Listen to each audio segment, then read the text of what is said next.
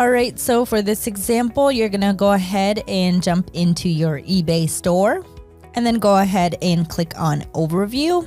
From here, we're gonna go ahead and select Payments. And then here you have your financial summary. And over on the right-hand side, you have your payout method. This is where you can go ahead and connect to your bank account.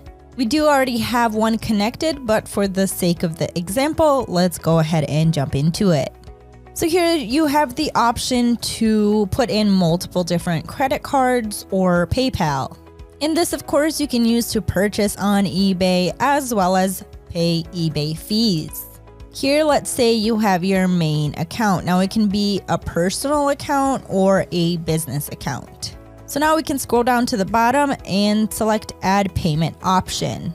From here, you can go ahead and select Bank Account. And I get this message because I already do have an account linked. But if you are a new user and just adding your account for the first time, you will not get this message. But I'm gonna go ahead and click Continue, and we're gonna add a bank. Now you can go ahead and select your bank. And then from here, you're gonna log in using your banking information.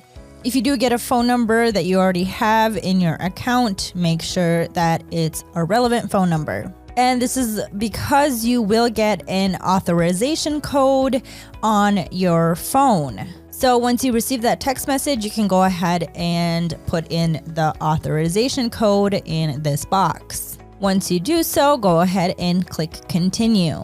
And then here you get to confirm your bank details.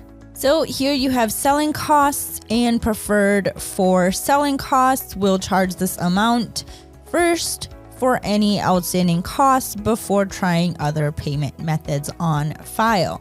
So I suggest turning this option on. Once you do that, you can go ahead and click Add. And there you have it. You've added a bank account. And it's simple as that. Your bank account is linked to your eBay store.